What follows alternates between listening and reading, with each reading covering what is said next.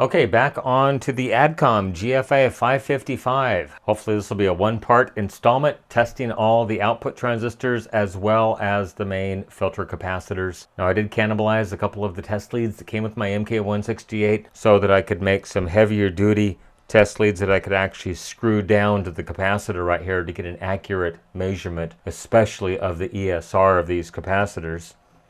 So let's give it a test and see what it has to say.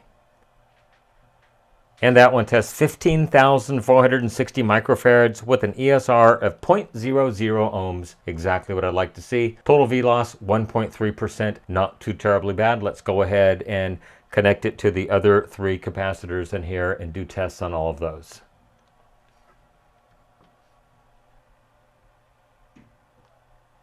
Well, that one is a little under. It's 13,960 microfarads. Once again, ESR 0.00 ohms, perfectly fine, and a better V-loss of only 0.9% on this one. So still within the tolerance range of at least plus or minus 20%.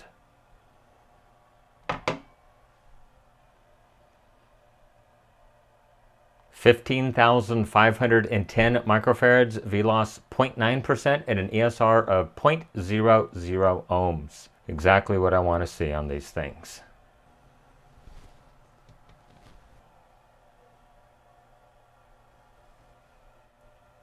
$15,910 microfarads, V-loss 0.9%, and once again an ESR of 0.00 ohms. So with the exception of that one capacitor that's about 1,000 microfarads short of the 15,000, every one of these things tests perfectly fine for being made in 1986. Now I did give the customer the option to go ahead and replace these capacitors. He said if they test fine, let's just go ahead and let them ride.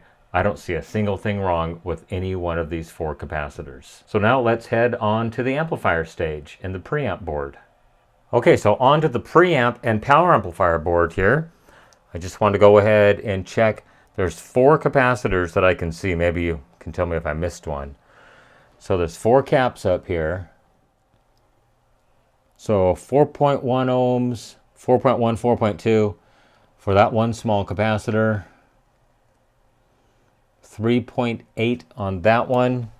Then we do have two larger capacitors here, 0.47 and 0.44. So the two small capacitors out here are 4.7 microfarad, 63 volts. The two larger capacitors in here are 47 microfarad at 100 volts. And I'm perfectly fine with half an ohm on the 47s. I'm really good with 4 ohms on the 4.7s. I don't see anything wrong with that whatsoever. I will go ahead and tip this board up a little bit and try to get a better view at the bottom of it right here and see if there's any connections that need attention. But before I do that, I'm going to go ahead and pull all 8 transistors on each channel and test them individually on the MK168 just to make sure that we have a balanced set of output transistors. Okay, so I'm debuting a brand new MK168 that I just ordered. So this will be the first test. And it does show the battery voltage as well as the VCC voltage, which is nice. So I see I have a beta gain of 43 on that one and a forward voltage of 0.559 volts. So I'm going to go ahead and make this list for all 16 of the transistors, make sure they're all suitably matched, and then if they're all good, we'll put this thing back together. All right, on to number 2. 43 and 560. Very, very close.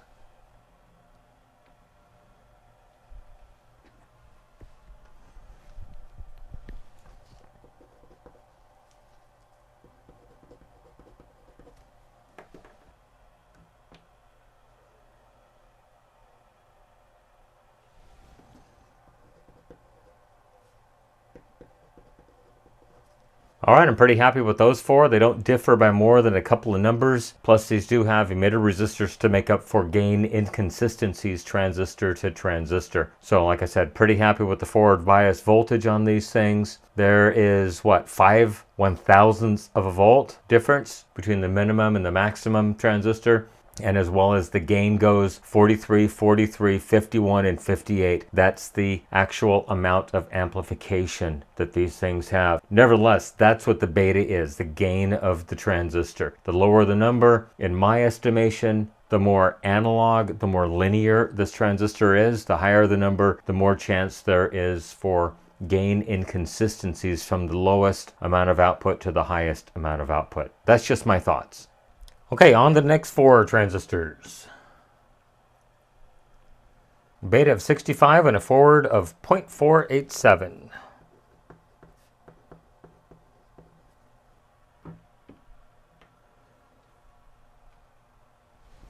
Ooh, that one's a little off.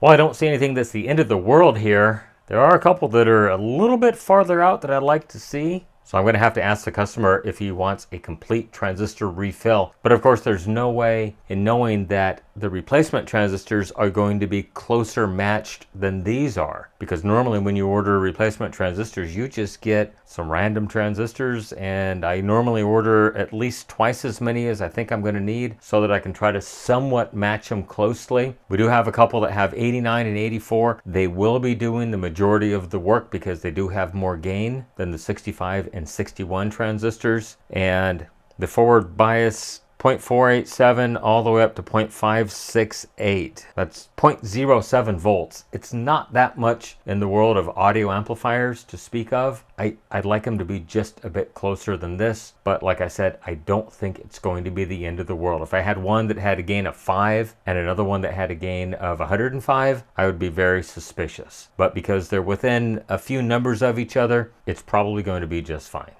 Okay, well, there's one channel completely done. All 8 transistors tested. I did go ahead and clean the old heatsink compound off of each heatsink, as well as the mica insulators and the transistors. I did apply a generous amount of replacement heatsink compound on all the transistors, insulators, and the heatsink. Okay, on to the right channel. Testing transistors.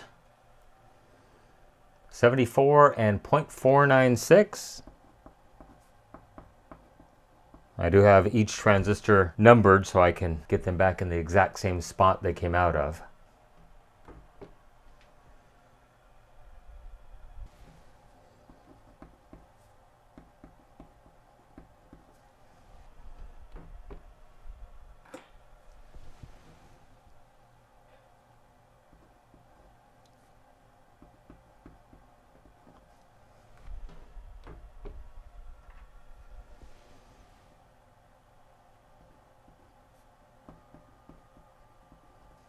Well, nothing too extraordinary on that channel. Beta gain of plus or minus 10. Well, that's plus or minus 5 actually. And a forward voltage of 2 1/1000ths of a volt. Totally happy with those results.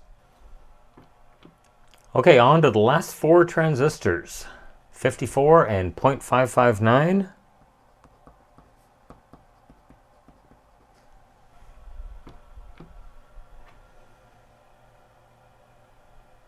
$58 and 0.560.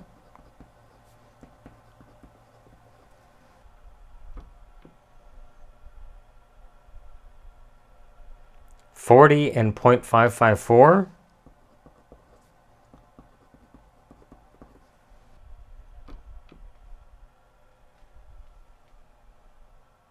And 40 and 0.559.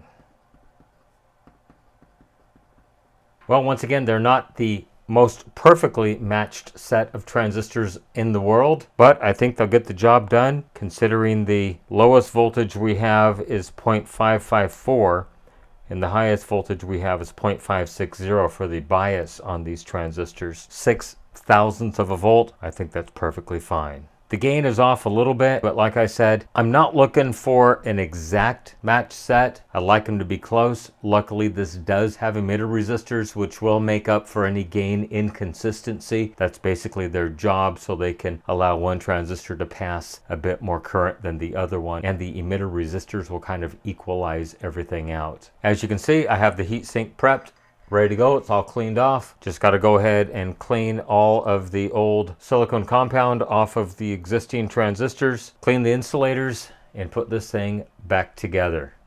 Okay, well, everything is reassembled. Got it powered back up. It's working perfectly. I've got it running into my dummy load right now, so I'm pushing probably 20 or 30 watts RMS at this moment. I'm going to let it cook for 20-30 minutes. I'm going to let it go through the cool down cycle. And then I want to make sure that the bias is adjusted correctly. As we saw previously in the bias adjustment, we need to make sure this thing cools down and then adjust the bias to 16 millivolts plus or minus 1 millivolt. So I'm going to let this thing build up some heat for a few minutes. I'm going to shut it off and let it just cool down, and we'll reset the bias. So as far as I can tell right now, even though there is audio going into it, I'll go ahead and pause it here. We'll put this on millivolts right there. And we'll just go ahead and check the bias on a couple of these transistors. 14.4. 13.1. 13.8. And 14.3. So we'll let it get up to operating temperature, and then I'll recheck the bias adjustments. Other than that, it's working perfectly. I can't find a single thing wrong with it, including these filter capacitors that were new in 1986. They test absolutely perfect. Yeah, there's one that's down about 1,000 microfarads, but that's well within the plus or minus 20% tolerance that these things have. So I'm going to throw the top back on it, let it cook, and we'll come back to it in probably half an hour or so.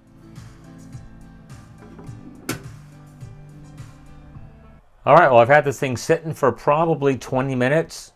No load going into it, just stabilizing, as they call it. And so on the right channel, I've got 15.9 millivolts of DC bias. Let's go ahead and move this over to the left channel.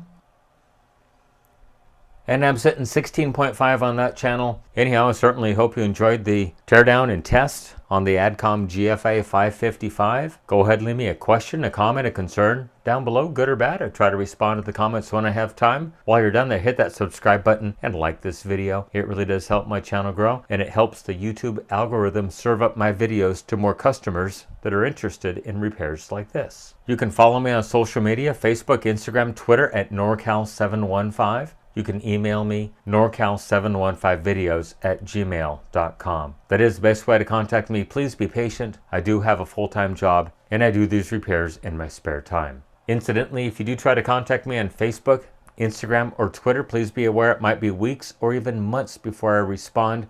I rarely check those messages. Please, if you want to contact me, use the Gmail address only. Remember, with your help, we can try to keep these things out of the landfill, out of the recycle bin, and out of the e-waste facility. Everyone, thank you for making it to the end of this two-part video on the Adcom GFA-555. I really do appreciate it. Everyone, have a great day. Thank you so much for watching once again. Bye-bye. Stand by for bloopers. And I think one lives right here. 4.1 ohms on that side. 3.8 ohms, sorry, reroute that lead so you can actually see the meter. Move these guys out of the way. Okay, let's go ahead and take that over. So 1/10 of an amp would be, so 5 times would be 5 amps, so 58 times would be 58 amps. There's no way this thing's going to handle that, but so I'm going to have to ask the customer if he wants a complete transistor recap in this unit. But of course, so on to the next channel.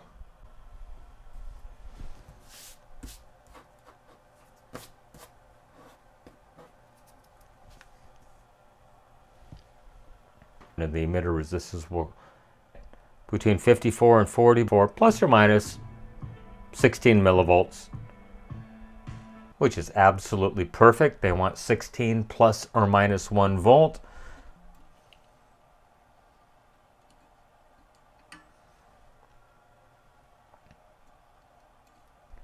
But otherwise, it's working perfectly.